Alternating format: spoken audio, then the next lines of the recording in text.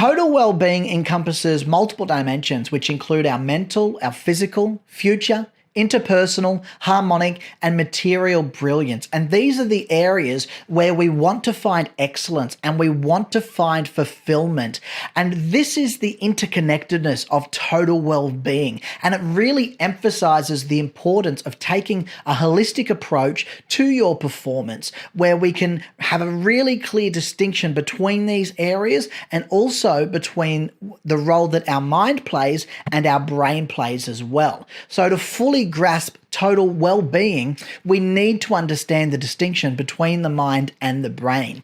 And the brain is the physical organ that's responsible for processing information, for controlling bodily functions, and also for enabling cognitive processes. Now, on the other hand, the mind encompasses our thoughts, our emotions, our beliefs, our consciousness, and also our subjective experiences. Now, both the brain and the mind are deeply interconnected. They've got a bidirectional relationship, which means the way that we process information affects our emotions and our beliefs and our consciousness and our experiences, but our thoughts and our emotions and our beliefs also impact the way that we process information. So it's crucial that we pay attention to both and that we optimize both to achieve total well-being and to enhance our performance and our collaboration and our innovation as well. So let's go through the different areas one by one. And when we talk about mental, we're really looking at that mental and that emotional health. And this has got a profound impact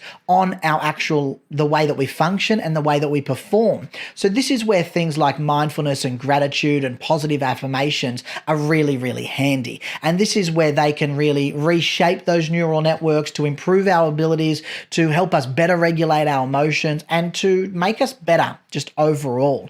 And it's that neuroplasticity that allows us to rewire our brains through these intentional mental and emotional practices as well. Now, what about physical? When we talk about physical, we're talking about the physical performance of your brain and your body. And engaging in this regular physical exercise, it not only benefits your physical health, but it also benefits your brain performance, because it promotes the release of really important neurochemicals such as different endorphins and brain-derived neurotrophic factors, which support the growth and the development of new neurons. It improves cognitive function and it reduces the risk of cognitive decline.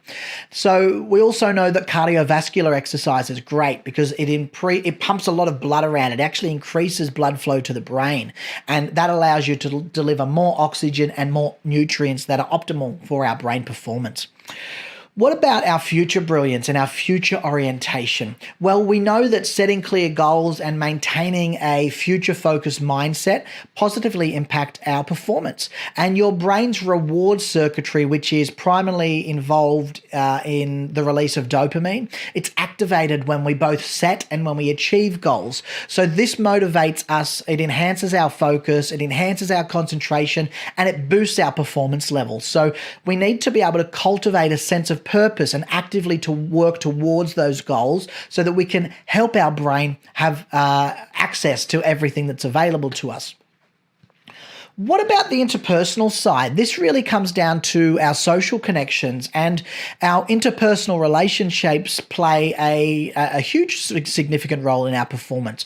And all of these things that I'm talking about, we want to try and balance them out. You know, we don't want too much of one and nothing of the other. We want a nice balance across it. And when we look at our social connections and our interpersonal relationships, these stimulate the release of oxytocin. And this is associated with trust and bonding and feelings of well-being as well.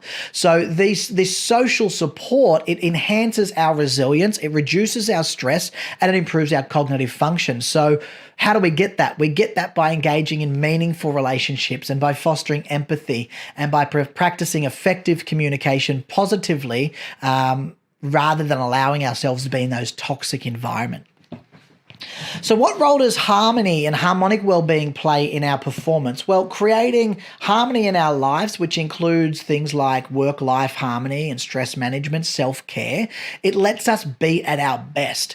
And the reason is it gets rid of all of that stress. It gets rid of all of that metabolic waste, all of the stuff all of that cortisol that hangs around with chronic stress. It gets rid of it all. And all of those things negatively affect our brain. They impair our cognitive abilities and our memory and our performance blocks. So you can practice and be proactive about this and get some relaxation techniques that work for you. Engage in hobbies that you like and that you find relaxing, and prioritize self-care activities like adequate sleep, for example, and downtime where you're just relaxing and you're just chilling out. These all promote brain resilience. And the goal here is to do things that get you back to a baseline level. Throughout our day, we have stress, and stress is there to give us that little shot, basically adrenaline, to make us go, I'm ready to fight or run or whatever I need to do. And so we want to take all of those spikes throughout the day, and we want to be able to bring ourselves back to this baseline just so we can relax and we can start to repair ourselves. And the last one is material brilliance. And this can be a bit of a funny one for people because some people can feel a little bit guilty about wanting material possessions and wealth. And while it's true that material possessions alone might not guarantee any fulfillment, achieving financial stability and pursuing meaningful work and meaningful possessions can positively influence our performance, because we do want these things. They help us to feel safe, and they help us to feel like we belong, and they satisfy us and fulfill us on a very visceral and a very neurological level.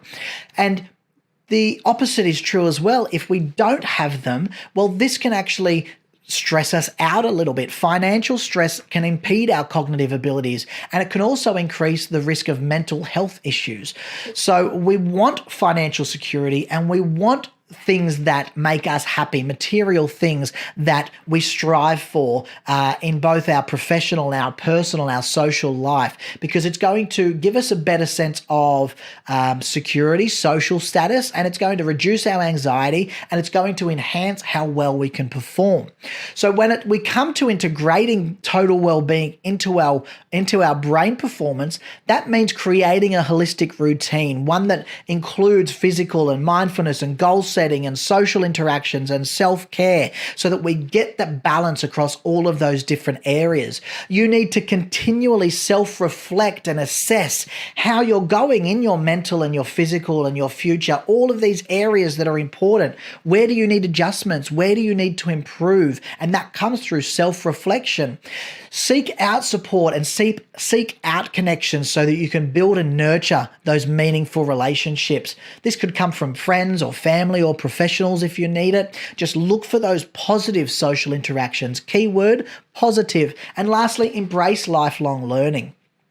Here's the truth. You're learning things every single day. So you can either be learning the things that you want to learn and letting your brain adapt to the things that you want to be developing, or you're just going to be learning whatever you come into contact with. And remember, whatever you practice is what you get good at. So by embracing lifelong learning, that means taking a proactive approach to what you're experiencing and to what's going into your brain and to how you're perceiving that with your thoughts. So embrace new experiences, challenge yourself, and foster a mindset that keeps you moving forward. So let's wrap that up really. Total well-being. It encompasses mental, physical, future, interpersonal, harmonic, and material brilliance, which gives us that sense of fulfillment and satisfaction.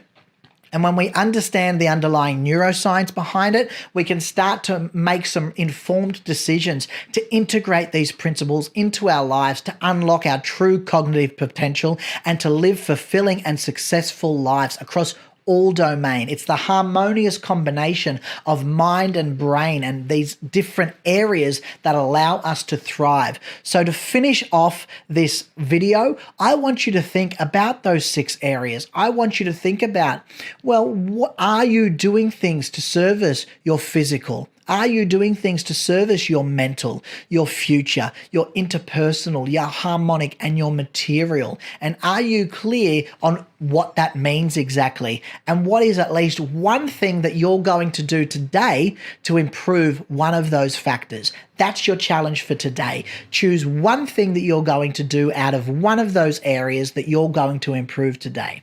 That's it. Bye now.